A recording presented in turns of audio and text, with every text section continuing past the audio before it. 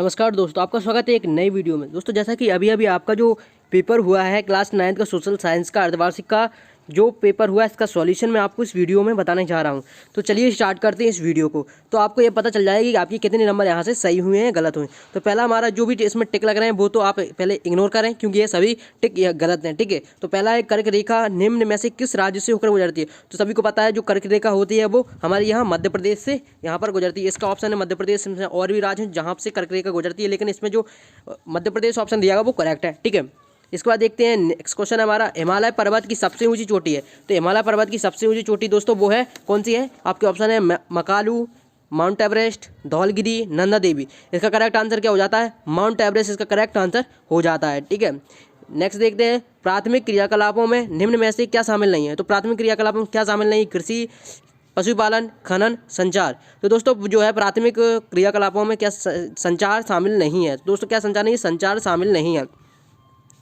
इसके बाद नेक्स्ट है, भारत का संविधान किस तिथि से लागू किया गया था। भारत का संविधान था वो किस तिथि को लागू किया? आपके ऑप्शन है 26 जनवरी 1950, 9 दिसंबर 1946, 11 दिसंबर 1947, 1 जनवरी 1950। तो दोस्तों इसका इसका आंसर हो जाता है वो हमारा है 26 जनवरी 1950। ठीक है, चलिए हम नेक्स्ट देख लेते हैं। जो हमारा नेक्स्ट क्वेश्चन है कि वाटरलू में नेपोलियन की हार किस सन में हुई थी। किस सन में हुई थी? 1804 में, 1915 में, 1916 में या फिर 1818 में हुई थी। दोस्तों इसका करेक्ट आंसर हो जाता है वो हमारा है नंबर का 1804। चलिए हम नेक्स्ट देख लेते हैं, रिक्त स्थान को भी पूर्ति करना है। सबसे पहला है, फ्रांसीसी क्रांति का आरंभ किस सन में हुआ था। दोस्तों आपको बता दूं जो फ्रांसीसी क्रांति का आरंभ हुआ था वो हुआ था आपका 1789 में। ठीक है, ये कर देंगे तो बिल्कुल आपका सही हो जाएगा। इसके बाद नेक्स्ट है, भारतीय संविधान के निर्माण से संबंधित प्रारूप समिति के अध्यक्ष थे। तो जो आपके थे इसका आंसर हो जाएगा, भारतीय संविधान के जो प्रारूप समिति के अध्यक्ष थे वो थे दोस्तों डॉक्टर डाउटनेट। बच्चों अब किसी भी सवाल में अटक गए हो या फिर सॉल्व नहीं हो पा रहा है, बस उसकी फोटो लेना, उसे क्रॉप करना और 5 सेकंड के अंदर आपको क्वेश्चन का वीडियो सॉल्यूशन मिल जाएगा। फिर चाहे आपका क्वेश्चन होमवर्क का हो, सीबीएसई बोर्ड का हो, बिहार बोर्ड का हो, महाराष्ट्र बोर्ड का हो या फिर किसी अदर स्टेट का हो, चाहे आईआईटी, जीमेंस, नीट, क्लास 6 से 12 सवाल, इन सभी सवालों का जवाब मिलेगा डाउटनेट ऐप पर। या फिर कोई भी सब्जेक्ट हो, फिजिक्स, केमिस्ट्री, मैथ, बायोलॉजी, इन सभी सवालों का जवाब मिलेगा डाउटनेट ऐप पर। साथ ही क्लास 9 से 12 के बच्चों के लिए चल रही है इंग्लिश और हिंदी में लाइव क्लास, यानी अब पूरी पढ़ाई होगी डाउटनेट ऐप पर। 3 करोड़ से ज़्यादा बच्चे डाउटनेट ऐप का यूज कर रहे हैं, तो अभी डाउनलोड कीजिए डाउटनेट ऐप को। डॉक्टर भीमराव अंबेडकर। ठीक है, अगर डॉक्टर भीमराव अंबेडकर आपने किया तो ये आपका सही हो जाएगा। इसके बाद नेक्स्ट आता है, नेल्सन मंडेला का संबंध मुख्यतः गणराज्य से है। तो किस गणराज्य से है ये दोस्तों? इसका आंसर है प्रेटोरिया। ठीक है, किससे है? प्रेटोरिया। ठीक है, इसका आंसर क्या हो जाता है? प्रेटोरिया। इसके बाद नेक्स्ट हमारा है, भारत में हरित क्रांति का जनक किसको माना जाता है। तो भारत में हरित क्रांति के जनक किसको माना जाता है? वो MS स्वामीनाथन को माना जाता है। ठीक है, MS स्वामीनाथन को माना जाता है। इसके बाद नेक्स्ट है, नर्मदा नदी का उद्गम स्थल है। तो नर्मदा नदी का जो उद्गम स्थल है वो दोस्तों अमरकंटक है। चलिए हम नेक्स्ट देख लेते हैं। दोस्तों नेक्स्ट है, सही जोड़ी बनाना है। ठीक है, सही जोड़ी की हम देख लेते हैं कौन कौन सा सही है। पहला है भ्रंश घाटी। ठीक है, भ्रंश घाटी का क्या हो जाएगा? टापी। ठीक है, D नंबर का हो जाएगा। इसके तृतीय क्षेत्र ये हो जाएगा व्यापार। ठीक है, इसके बाद है प्रधानमंत्री ग्रामोदय योजना, इसका ये सन 2000 में लागू की गई थी। इसके बाद नेक्स्ट हमारा प्रथम पंचवर्षीय योजना। तो दोस्तों प्रथम पंचवर्षीय योजना वो लागू की गई थी 1952 से 57 के बीच में। ठीक है, पहला विश्व युद्ध का आरंभ हुआ था जो आपका ये है इसका 1917। चलिए अब देख लेते हैं एक वाक्य और एक शब्द में आंसर। तो भारत का एकमात्र सक्रिय ज्वालामुखी किस द्वीप पर स्थित है। तो यह आपका बैरन द्वीप पर स्थित है। ठीक है, जो आपका एकमात्र भारत में है ज्वालामुखी वो बैरन द्वीप पर है। ठीक है, बैरन द्वीप। इसके बाद नेक्स्ट है, जो ग्रामीण क्षेत्रों में मुख्यतः कौन सी बेरोजगारी पाई जाती है। तो दोस्तों आपको पता है वो अर्धस्थ पाई जाती है। ठीक है, अर्धस्थ पाई जाती है। ठीक है, इसके बाद नेक्स्ट है, रंग भेद के खिलाफ संघर्ष किस देश में हुआ था। तो रंग भेद का जो हुआ था वो हमारे दक्षिण अफ्रीका, इसका करेक्ट आंसर हो जाता है। ठीक है, रंग भेद के खिलाफ संघर्ष किस देश में हुआ था? वो दक्षिण अफ्रीका में हुआ था। इसके बाद नेक्स्ट है हमारा, नेपोलियन बोनापार्ट ने 1904 में खुद को कहा का सम्राट घोषित किया था।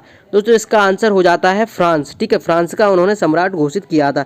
इसका नेक्स्ट है हमारा राष्ट्रीय मतदाता दिवस किस तिथि को मनाया जाता है। दोस्तों यह 25 जनवरी को मनाया जाता है। ठीक है, राष्ट्रीय मतदाता दिवस 25 जनवरी को मनाया जाता है। ठीक है, इसके बाद देख सकते हैं आपके 4 यहाँ तक रिक्त स्थान सही विकल्प, अगर आपने ये सही टिक लगाए तो आपके ये नंबर पूरे के पूरे आ जाएंगे। ठीक है, इसका आप देख सकते हैं यहाँ पर ये क्वेश्चन आए थे।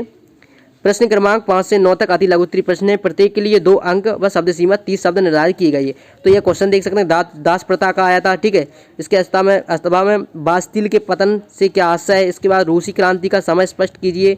प्रथम विश्व युद्ध एवं द्वितीय विश्व युद्ध का काल निर्धारित कीजिए। इसके बाद क्वेश्चन नंबर 7 में आया था गृह युद्ध से क्या तात्पर्य है। क्रांतिकारी महिला ओलंप दे गीज का संक्षिप्त जीवन परिचय दीजिए।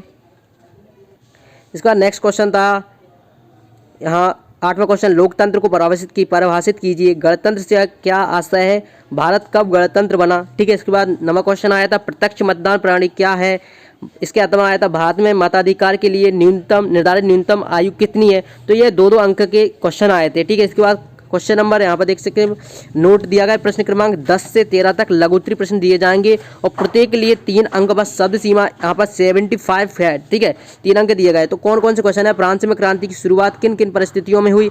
इसके बाद में आया था समाजवाद क्या है। 11वां क्वेश्चन है सार्वभौमिक अधिकार क्या है। कुछ प्रमुख मानव अधिकारों का उल्लेख कीजिए। ड्यूमा के बारे में संक्षिप्त में वर्णन कीजिए। इस प्रकार से यहाँ पर क्वेश्चन आपको देखने को मिले थे पेपर में। ठीक है, आप लोगों का पेपर कितने नंबर का गया कमेंट बॉक्स में जरूर बताइएगा। ठीक है, और आपकी ओटी कितनी सही है और कितनी गलत हुई है आप कमेंट बॉक्स में जरूर बताएं। इसमें क्वेश्चन नंबर 12 आया था निम्नलिखित आपको अंतर स्पष्ट करना वांगर और खादर। भारत के प्रमुख भू आकृति विभाग कौन कौन से किसी का एक संक्षिप्त में वर्णन करना है। इसके बाद नेक्स्ट है पूर्व घाटी एवं पश्चिम घाट में अंतर स्पष्ट करना है। ठीक है, तो इस प्रकार से यहाँ पर क्वेश्चन दिए गए। इसके आत्मा आया था प्रवाल क्या है। भारत के उन द्वीपों को बताइए जो प्रवाल में निर्मित हैं।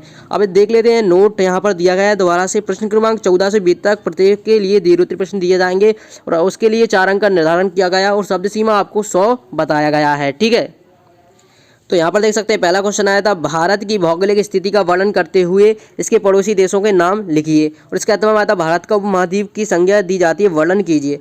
क्वेश्चन नंबर 15 भारत के उत्तरी मैदानों का वर्णन कीजिए। ठीक है, इसके अंत में आया था हिमालय पर्वत श्रृंखला का वर्णन कीजिए। तो ये बहुत सारे क्वेश्चन है, बहुत ज़्यादा इंपॉर्टेंट है सभी क्वेश्चन, और जो आप वार्षिक एग्जाम देंगे उनमें भी यही क्वेश्चन आने की संभावना रहेगी। तो आप जब भी तैयारी करो इन क्वेश्चन पेपर को जरूर देखना। ठीक है, देख सकते हैं क्वेश्चन नंबर 16, क्वेश्चन नंबर 17 में दिए गया है डायरेक्टरी के शासन से क्या अभिप्राय है, ये कहाँ और क्यों लागू किया गया था। रूस के सामाजिक आर्थिक और राजनीतिक हालत 1905 से पहले कैसे थे। ठीक है, इसके बाद जो हमारा 18वां क्वेश्चन है भारतीय संविधान की प्रस्ताव के प्रमुख विधियों का वर्णन कीजिए। संविधान सभा का गठन कैसे हुआ था। संविधान निर्माण की प्रमुख समितियों का वर्णन कीजिए।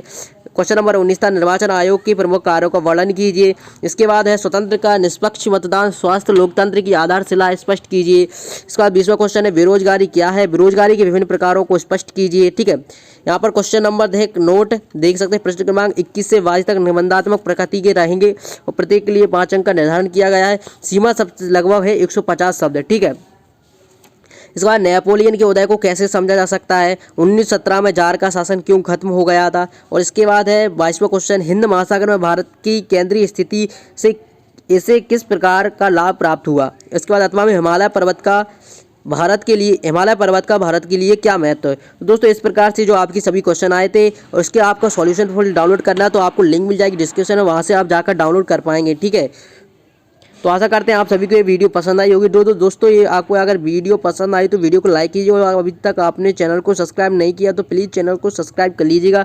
चलिए मिलते हैं नेक्स्ट वीडियो में, तब तक देखते रहिए अपना ही चैनल। धन्यवाद दोस्तों।